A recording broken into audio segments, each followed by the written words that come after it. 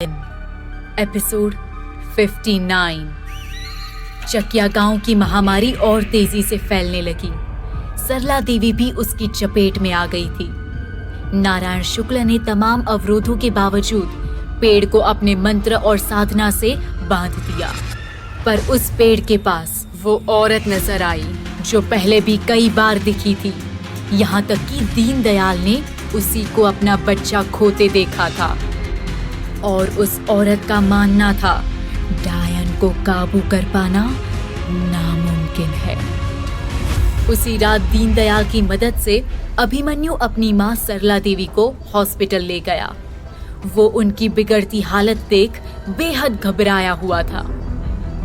सरला देवी भी बेहोशी में बड़बड़ा रही थी। मैं नहीं बचूंगी, ये बीमारी मुझे खत्म कर देगी। अभिमन्यु को उनकी बातें और परेशान कर रही थी। वो बार बार अम्मा को शांत रहने के लिए बोल रहा था। अभिमन्यु और दीनदयाल जब हॉस्पिटल पहुंचे तो उनका दिल और बैठ गया। महामारी से बेहाल मरीजों से हॉस्पिटल भरा पड़ा था। बेहाल डॉक्टर्स के पसीने छूट गए थे। अभिमन्यु ने दीनदयाल की तरफ देखा जो बुत बना खड़ा था। दीनदयाल को यकीन नहीं हो रहा था कि गांव वाले इस कदर बेहाल हैं। सब जगह लोग उस खतरनाक बीमारी से जूझ रहे थे।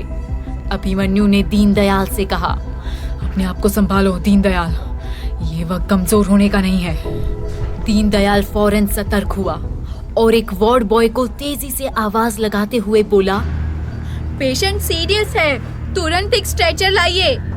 हॉस्पिटल के दो वार्ड बॉयज तेजी से ट्रॉली लेकर आए और दीनदयाल और अभिमन्यु की मदद से सरला देवी को ट्रॉली पर लिटाकर अंदर ले गए।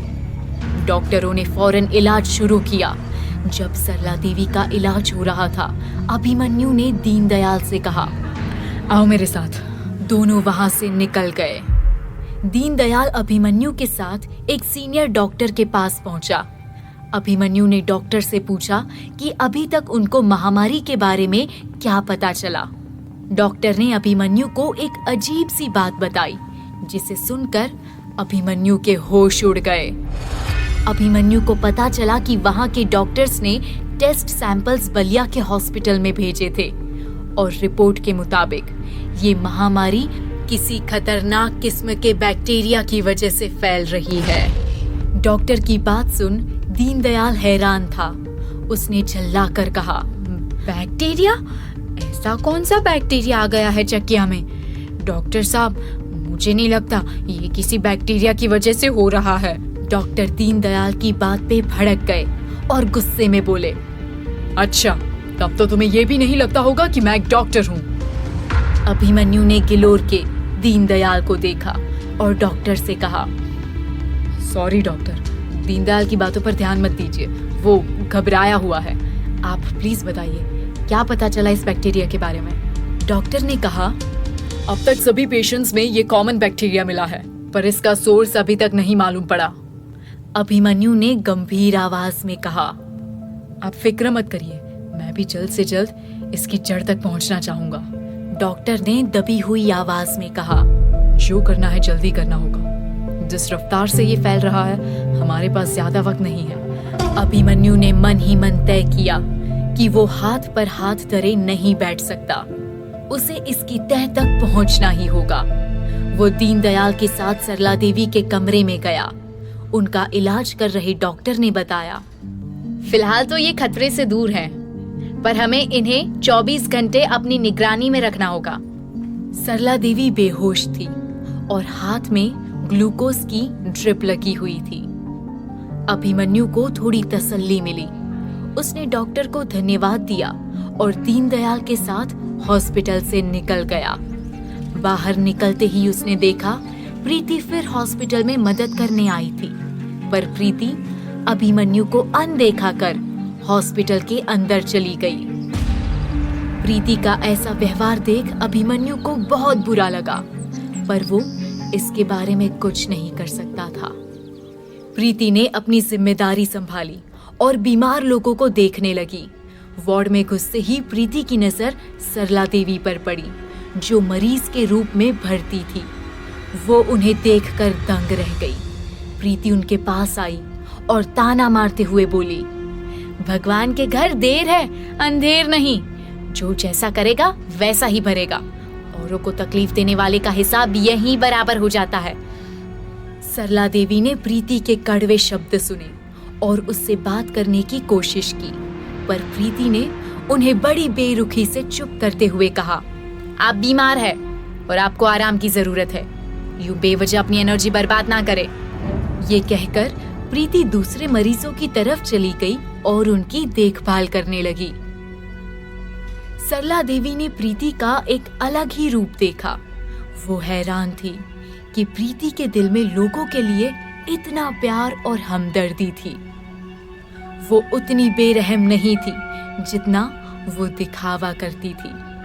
सरला देवी ने उसी वक्त ठान लिया, चाहे कुछ भी करना पड़े, 1000 पापड़ क्यों ना बेलने पड़े, मेरे अभिमन्यु की दुल्हन तो प्रीति ही बनेगी।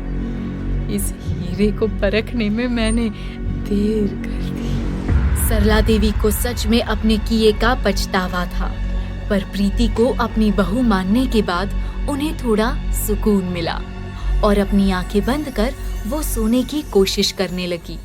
उधर दीनदयाल कार में सहमा हुआ अभिमन्यु के पास कुछ सोच रहा था। अभिमन्यु ने उसकी तरफ देखकर पूछा, क्या हुआ? अभी भी उन्हीं बेतुकी बातों पर अपना दिमाग दौड़ा रहे हो? दीनदयाल ने डरते हुए कहा, डॉक्टर जो कह रहा था सब बकवास है। ये सब मायावी शक्तियों का काम है। ऐसा आज तक नहीं हुआ कि महामारी ने रातों रात सबको खत्म कर दिया हो। इसके पीछे सिर्फ एक ही। दीनदयाल अपनी बात पूरी करता उससे पहले अभिमन्यु ने जोर से गाड़ी के ब्रेक्स लगाए। दीनदयाल को जोरदार झटका लगा। गाड़ी रुकते ही अभिमन्यु ने चिल्लाकर कहा, नीचे उतरो। दीनदयाल हैरान रह गया। अभिमन्यु ने कहा, बस बहुत हो गया, तुम्हें इसी वक्त बर्खास्त किया जाता है। मुझे ऐसा कोई नहीं चाहिए जो इस तरह की बकवास में यकीन करता हो और जिसके दिमाग में भूसा भरा हो। अभिमन्यु ने जोर से दीनदयाल के साइड का दरवाजा खोला और दीनदयाल को धक्के मार के बाहर निकाल दिया। दीनदयाल सदमे में था।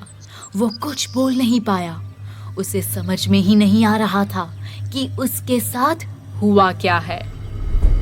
अभिमन्यु ने दरवाजा पटक कर बंद किया और वहां से तेजी से निकल गया।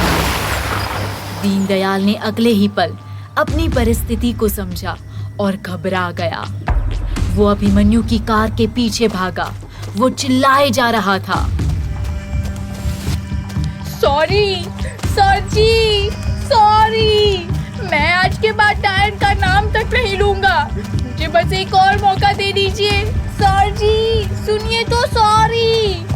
दीनदयाल की एक भी आवाज अभिमन्यु के कानों तक नहीं पहुंची। भागते भागते दीनदयाल की सांसें फूल गई और वो सड़क पर गिर गया। अभिमन्यु ने रियर व्यू मिरर से दीनदयाल को गिरते हुए देख लिया था। उसने फौरन गाड़ी रोकी और उतरकर दीनदयाल की तरफ भागा हुआ आया। दीनदयाल को संभालते हुए उसने गुस्से में कहा, बंद करो अपना नाटक और होश में आओ। हर वक्त बकवास करते रहते हो।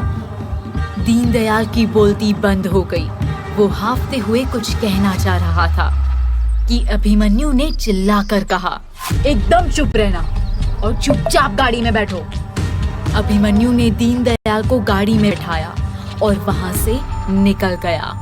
कुछ देर बाद जब दीनदयाल की सांस में सांस आई, तब उसने हल्की आवाज में कहा, सर जी, मुझे आपसे एक बात बतानी है। अभिमन्यु ने थोड़े मजाकिया अंदाज में कहा, मेहरबानी करके फिर से अपना वो डायन वाला राग मत आलापने लगना, वरना मुझसे बुरा कोई नहीं होगा। दीनदयाल ने कहा, नहीं सर जी, मुझे तो किशोरी लाल के बारे में कुछ बताना है। अभिमन्यु ने चौंकते हुए कहा, किशोरी लाल?